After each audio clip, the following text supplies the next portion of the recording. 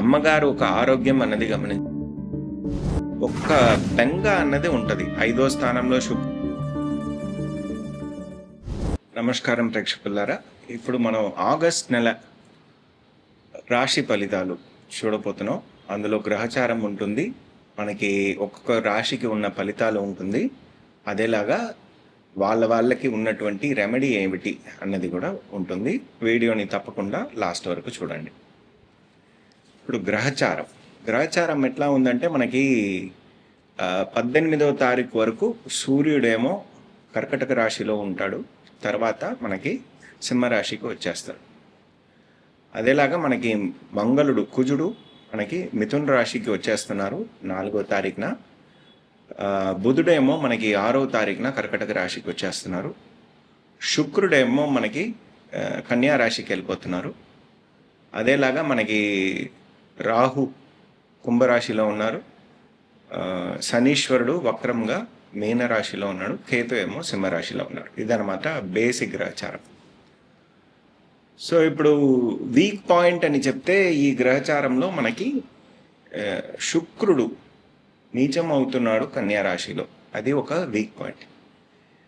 So దీనికి counter ఎట్లా ఉంటుంది అన్నది ఒక్కొక్క రాశి వాళ్ళకి ఎట్లా ఉందన్నది చూద్దాం. ఇప్పుడు వృషభ రాశి వాళ్ళకి ఎట్లా ఉంటుంది అన్నది చూద్దాం. వృషభ రాశి అనగా శుక్రుడు ఒక ఇల్లు. ఇందులో ఉండేటువంటి నక్షత్రాలు కృత్తికా నక్షత్రం 3 పాదాలు, రోహిణి నక్షత్రం, మృగశీర్ష నక్షత్రం 2 పాదాలు.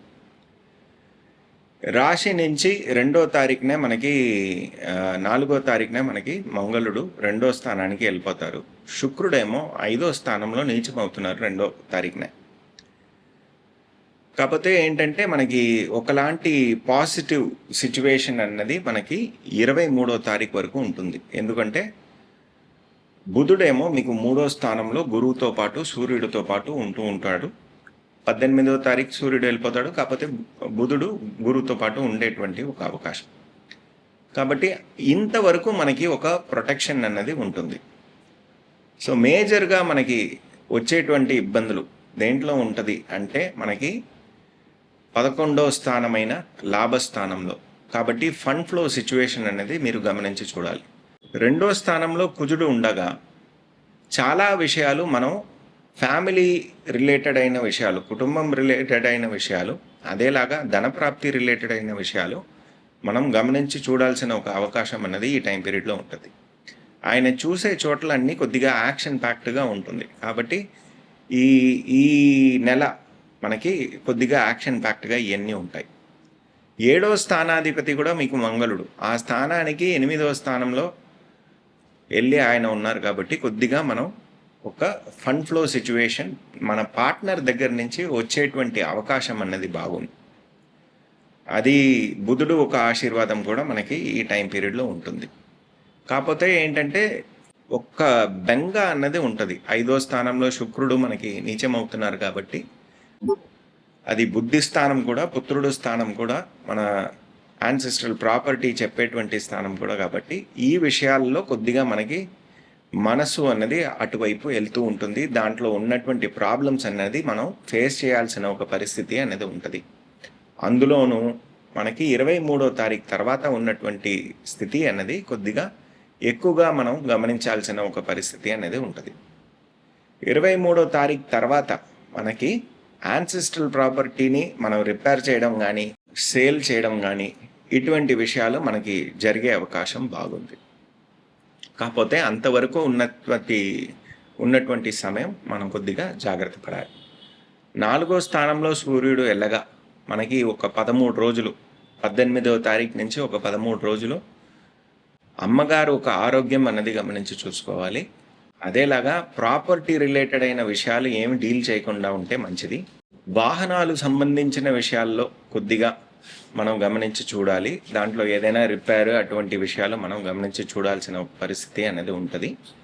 అదేలాగా కొత్త చదువులు ఏదైనా ప్రారంభిస్తే కొద్దిగా ఇబ్బందులు అటు ఇటుగా ఉంటుంది. ఆ 13 రోజుల తర్వాత స్మూత్ అయిపోతుంది. అంతవరకు కొద్దిగా ప్రాబ్లమ్స్ అనేది ఉంటుంది.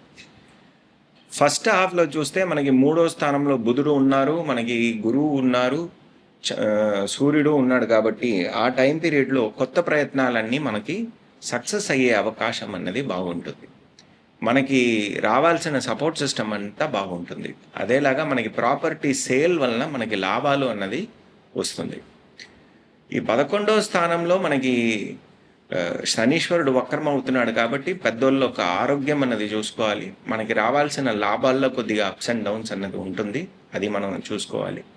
10వ స్థానాన్ని కూడా బాగా ఇన్ఫ్లుయెన్స్ చేస్తాడు కాబట్టి మనకి డ్రాస్టిక్ చేంజ్ అన్నది చేయాల్సింది ఉంటుంది. ఎస్పెషలీ బిజినెస్ చేసే వాళ్ళకి వాళ్ళ విషయాలని కొద్దిగా మార్పులు అన్నది తప్పనిసరిగా చేయాల్సిన ఒక అవకాశం అన్నది ఈ టైం పీరియడ్లో ఉంటుంది.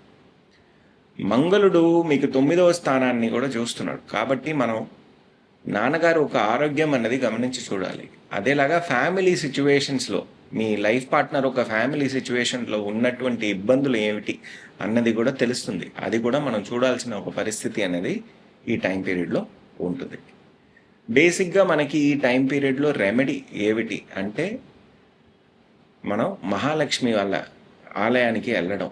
అది మనకి సాయంత్రం వేళ మనకి 6 నుంచి 7 లోపల వెళ్ళడం, దర్శించి రావడం, దీపం వెలిగించడం, అక్కడ ఒక 40 నిమిషాలు కూర్చోవడం, మనకి తెలిసిన శ్లోకాలు ఏదైనా ఉంటే చెప్పడం, చెప్పుకొని రావడం మనకి మంచి రెమెడీ అన్నది ఇస్తుంది. ధన్యవాదాలు.